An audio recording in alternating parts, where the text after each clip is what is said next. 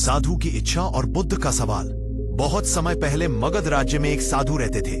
उनका एक ही सपना था, मैं मन की बातें पढ़ सकूं। वो सोचते थे, अगर मैं मन पढ़ लूं तो मैं जान जाऊंगा कौन मेरा मित्र है, कौन शत्रु। अगर मैं मन पढ़ सकूं तो दुनिया मुझे सम्मान देगी। अगर मैं मन पढ़ लूं तो मैं दूसरों को नियंत्रित कर पाऊंगा। ये सोच उनके भीतर इतनी गहरी हो गई कि वो ध्यान तो करते, लेकिन ध्यान का उद्देश्य शांति नहीं था, बल्कि शक्ति पाना था। एक दिन उन्होंने सुना कि गौतम बुद्ध अपने शिष्यों के साथ श्रावस्ती में ठहरे हुए हैं। बुद्ध के बारे में वो पहले भी सुन चुके थे।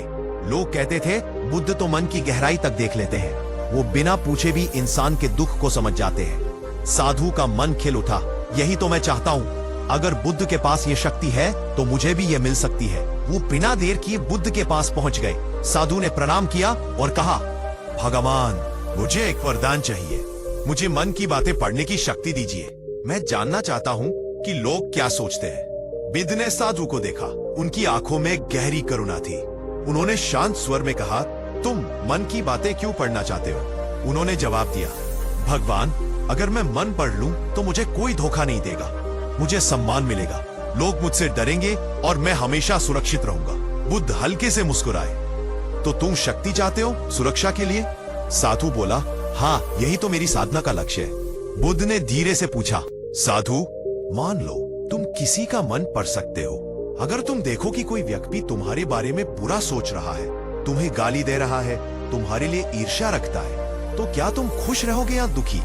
साधु एकदम चुप हो गया। उसने सोचा, अगर सच में ऐसा हुआ तो शायद उसे गुस्सा आएगा, दुख होगा। बुद्ध ने आगे कहा, और मान लो किसी का मन तुम पढ़ो और पता चले कि वह सिर्फ अपने स्वार्थ के लिए तुम्हारे पास है, वह भीतर से तुम्हारा मित्र नहीं, तो क्या तुम्हारा विश्वास टूटेगा या नहीं? साधु और भी असमंजस में पड़ गया। बुद्ध ने कहा, साधु, मन पढ़ना कोई वरदान नहीं है, यह तो एक बोझ है। क्योंकि जब तुम जान जाओगे कि हर व्यक्ति के मन में क्या चल रहा है, तो तुम्हें दुनिया से घृणा होने लगेगी। मनुष्य के मन में कितना लोभ, क्रोध, ईर्ष्या और मोह भरा है। अगर तुम यह सब देख लोगे तो तुम्हारा हृदय कभी शांत नहीं रहेगा। साधु स्तब्ध रह गया। उसने कभी इस दृष्टिकोण से नहीं सोचा था। बुद्ध का दूसरा प्रश्न। बुद्ध ने फिर पूछा, तुम शक्ति चाहते हो, लेकिन क्या शक्ति से करुणा आती है? क्या शक्ति से प्रेम आता है? क्या शक्ति से दुख मिटते हैं? साधु ने सिर झुका लिया। वो समझ रहा था कि शक्ति पाना आसान है, पर उसका बोझ ढोना कठिन है। बुद्ध ने कहा, अगर सच में तुम मन की बातें पढ़ना चाहते हो तो यह जादू से नहीं होगा। यह तब होगा जब तुम अपने मन को शांत करोगे। जब तुम्हारा मन निर्मल होगा तो तुम बिना पूछे ही समझ जाओगे कि सामने वाला दुखी है या प्रसन्न। तुम्हें शब्दों की जरूरत नहीं पड़ेगी, क्योंकि करुणा का हृदय मन की गहराइयों को महसूस कर लेता है। यही असली मन पढ़ने की कला है। साधु की आंखों से आंसू निकल आए। उसने कहा, भगवान, आज तक मैं शक्ति की तलाश में था, लेकिन अब समझ गया कि शक्ति से बड़ी करुणा है। मैं आपके चरणों में शरण लेता हूं। बुद्ध ने आशीर्वाद दिया और कहा, मन की बातें जाननी हो तो सबसे पहले अपने मन को जानो। जब तुम्हें अपने भीतर का सच दिखेगा, तभी तुम दूसरों के मन को समझ सकोगे। साधु बुद्ध के चरणों में बैठ चुका था। उसका अहंकार धीरे धीरे टूट चुका था, लेकिन बुद्ध जानते थे, मन से वर्षों की गहराई में बैठी इच्छाएं इतनी जल्दी खत्म नहीं होती। इसलिए उन्होंने उसे और उनके शिष्यों को एक कथा सुनाई। बुद्ध की कथा, बीज और मिट्टी। बुद्ध बोले, सुनो साधु और तुम सब भी शिष्यगण, मैं तुम्हें एक उदाहरण देता हूं। मान लो तुम्हारे पास एक बीज है, तुम उसे जमीन पर फेंकते हो। अगर जमीन पत्थरीली है तो बीज कभी अंकुरित नहीं होगा, तो बीज पेड़ बन जाएगा। इसी तरह जब तुम किसी से मिलते हो तो उनके शब्द बीज है, लेकिन तुम किस मन में उन्हें ग्रहण करते हो, यह तुम्हारे अंदर की मिट्टी पर निर्भर करता है। अगर तुम्हारा मन क्रोध से भरा है तो तुम हर शब्द को अपमान समझोगे। अगर तुम्हारा मन करुणा से भरा है तो तुम वही शब्द समझोगे कि सामने वाला दुखी है और मदद चाहता है। साधु ध्यान से सुन रहा था। मन पढ़ने की पहली कुंजी धैर्य। बुद्ध ने आगे कहा, मन पढ़ने का पहला रहस्य है धैर्य। बहुत बार लोग तुरंत प्रतिक्रिया देते हैं। कोई गाली दे तो तुरंत गुस्सा, कोई बुरा बोले तो तुरंत दुख, कोई प्रशंसा करे तो तुरंत गर्व। लेकिन जो साधक धैर्य रखता है, वह तुरंत प्रतिक्रिया नहीं देता। वह चुप रहता है, सुनता है और समझने की कोशिश करता है। यही धैर्य धीरे धीरे उसे यह जानने में सक्षम बनाता है कि सामने वाला असल में क्या कहना चाहता है, क्या महसूस कर रहा है। इतने में पास के गांव का एक किसान बुद्ध से मिलने आया। उसका चेहरा उदास था और आंखों से आंसू बह रहे थे। उसने कहा, भगवान, मेरा जीवन बर्बाद हो गया है। मैंने खेत में फसल बोई थी, बारिश ना आई तो सब सूख गया। घर में खाने को कुछ नहीं है, मेरे बच्चे भूखे हैं, मैं क्या करूं? वो जोर जोर से रोने लगा। साधु के मन में पहला विचार आया, ये तो बहुत नकारात्मक व्यक्ति है, ये सिर्फ दुख की बातें करता है। लेकिन बुद्ध चुपचाप किसान को देखते रहे। उनकी आंखों में करुणा थी। उन्होंने कहा, भाई, तुम्हारे शब्दों में दुख है, लेकिन मैं तुम्हारे आंसुओं के पीछे प्रेम भी देखता हूं। तुम रो रहे हो क्योंकि तुम अपने बच्चों से प्रेम करते हो। तुम परेशान हो क्योंकि तुम्हारे परिवार के प्रति तुम्हारी जिम्मेदारी गहरी है। दुख के पीछे प्रेम छिपा है और प्रेम ही सबसे बड़ी शक्ति है। किसान ने सिर उठाया। उसके आंसू अब हल्के हो चुके थे। उसने पहली बार किसी ने उसके भीतर की सच्चाई को समझा। वह बोला, भगवान, आपने सही कहा, मैं सच में अपने बच्चों के लिए रो रहा था। कोई ये बात समझ नहीं पाया। साधु यह देखकर चौंक गया। उसे लगा, मैंने तो इस आदमी को नकारात्मक समझा, पर बुद्ध ने उसके शब्दों के पीछे छिपे भाव को पढ़ लिया। यही तो मन पढ़ना है। मन पढ़ने की दूसरी कुंजी करुणा। बुद्ध बोले, मन पढ़ने का दूसरा रहस्य है करुणा। जब तुम किसी के शब्द सुनो तो सिर्फ शब्द मत देखो, उसके पीछे का दर्द देखो, उसके भीतर का प्रेम देखो।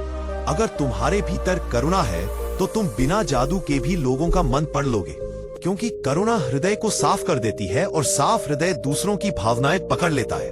क्रोधित व्यापारी। बुद्ध ने एक और कथा सुनाई। एक बार एक व्यापारी मेरे पास आया। वो बहुत गुस्से में था। उसने मुझे कठोर शब्द कहे, तुम लोग समाज को बिगाड़ रहे हो, लोग काम छोड़कर तुम्हारे पीछे घूमते हैं। मेरे शिष्यों को बहुत सा आया, पर मैंने शांत होकर उससे पूछा, भाई, तुम इतने क्रोधित क्यों हो? वो चुप हो गया। फिर उसकी आंखों से आंसू निकल पड़े। उसने कहा, भगवान, मेरे बेटे ने सब कुछ छोड़ दिया है और आपके साथ भिक्षु बन गया है।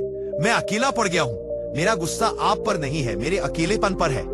तुम देखो, अगर मैं उसके गुस्से को ही सच मान लेता तो कभी उसको पीड़ा को न समझ पाता, लेकिन करुणा से मैंने उसका असली मन पढ़ लिया। साधु की आंखें खुली।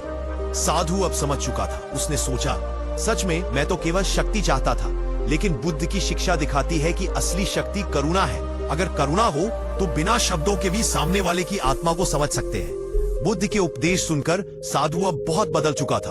उसने समझ लिया था कि असली मन पढ़ना कोई जादुई शक्ति नहीं है, बल्कि धैर्य और करुणा से पैदा होने वाली संवेदनशीलता है। लेकिन फिर भी उसके मन में एक सवाल बाकी था। उसने बुद्ध से पूछा, भगवान, आपने कहा कि धैर्य और करुणा से हम दूसरों के मन को समझ सकते हैं, पर क्या यह पर्याप्त है?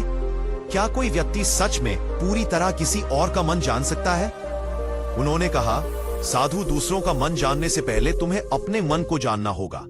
जब तक तुम अपने भीतर की गहराई को नहीं समझते, तब तक तुम दूसरों की गहराई को भी नहीं समझ सकते। बुद्ध ने शिष्यों को पास बैठाया और बोले, मन एक झील की तरह है। अगर झील का पानी गंदा है तो उसमें चांद का प्रतिबिंब भी धुंधला दिखाई देता है। अगर झील शांत और निर्मल है तो वही चांद साफ साफ दिखाई देता है। तुम्हारा मन अगर क्रोध, लोभ, ईर्ष्या और भय से भरा है तो तुम सामने वाले को साफ नहीं देख पाओगे। लेकिन अगर तुम्हारा मन शांत और निर्मल है तो तुम न केवल खुद को बल्कि सामने वाले को भी स्पष्ट समझ लोगे। इसी समय बुद्ध के प्रिय शिष्य आनंद ने पूछा, भगवान, आपने कहा कि हमें अपने मन को देखना चाहिए, लेकिन मन तो लगातार दौड़ता है, कभी अतीत में, कभी भविष्य में। उसे कैसे समझा जाए? बुद्ध ने उत्तर दिया, आनंद, मन को पकड़ने की कोशिश मत करो। उसे देखो जैसे कोई बादल आसमान में आता जाता है। जब तुम क्रोधित हो तो सिर्फ देखो, ये क्रोध है। जब तुम दुखी हो तो देखो, ये दुख है।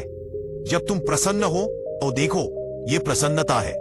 जैसे ही तुम देखना सीख जाओगे, तुम अपने मन को समझने लगोगे, और जब तुम अपने मन को समझ लोगे, तभी तुम दूसरों के मन को सच में जान सकोगे। बुद्ध ने साधु की ओर देखा और कहा, साधु, अब मैं तुम्हारी परीक्षा लूंगा। यहाँ बैठा ये बालक, उन्होंने एक छोटे भिक्षु की ओर इशारा किया, अभी कुछ सोच रहा है। तुम उसकी आंखों में देखो और बताओ कि वह क्या महसूस कर रहा है। साधु ने ध्यान लगाया। उसने बालक की आंखों में झांका। लेकिन कुछ स्पष्ट नहीं दिखा। पहले उसे लगा कि शायद बालक प्रसन्न है, फिर लगा कि वे दुखी है। मन बार बार उलझता रहा। साधु ने सिर झुका लिया और कहा, भगवान, मैं असफल रहा। मैं नहीं जान पाया कि बालक क्या सोच रहा है। बुद्ध ने मुस्कुराकर कहा, यह तुम्हारी असफलता नहीं, तुम्हारे मन का दर्पण है। तुम्हारे भीतर अभी भी चाहत है, सफल होने की, सिद्ध होने की। यही चाहत तुम्हें भ्रमित कर रही है। जब मन शांत होगा तब तुम बिना प्रयास किए ही दूसरों के भाव समझ पाओगे। तभी वह छोटा भिक्षु मुस्कुराया और बोला, भगवान, जब साधु मुझे देख रहे थे तब मैं सोच रहा था कि काश ये साधु दुख से मुक्त हो जाए। मुझे इनके लिए करुणा महसूस हो रही थी। साधु यह सुनकर कांप गया। उसने सोचा, मैं तो इसका मन पढ़ना चाहता था, लेकिन यह तो मेरे लिए शुभकामनाएं सोच रहा था। असली मन पढ़ना तो करुणा से आता है। बुद्ध ने कहा, साधु और शिष्यों, याद रखो, मन की बातें पढ़ना कोई अलौकिक शक्ति नहीं है। धैर्य बिना प्रतिक्रिया दिए सुनना, करुणा शब्दों के पीछे छिपे भाव को समझना, स्वयं का मन जानना। जब तुम अपने मन की चालाकियों, इच्छाओं और भय को समझ लोगे, तभी तुम सच में दूसरों को समझ पाओगे। अगर तुम अपना मन जीत लोगे तो यह दुनिया तुम्हारे सामने खुली किताब की तरह हो जाएगी और तब तुम्हें किसी के मन को पढ़ने की जरूरत ही नहीं होगी, क्योंकि तुम हर जगह केवल करुणा, प्रेम और सत्य ही देखोगे। साधु बुद्ध के चरणों में गिर पड़ा। उसकी आंखों से आंसू बह रहे थे। उसने कहा, भगवान, आज मैंने समझ लिया कि मन पढ़ने की असली शक्ति बाहर नहीं बल्कि भीतर है। मैं आज से अपने मन को जानने की साधना करूंगा। अब मुझे कोई जादू नहीं चाहिए। अब मैं केवल सत्य, धैर्य और करुणा चाहता हूं। बुद्ध ने आशीर्वाद दिया और कहा, यही है असली ज्ञान, यही है मन की बातें पढ़ने का रहस्य।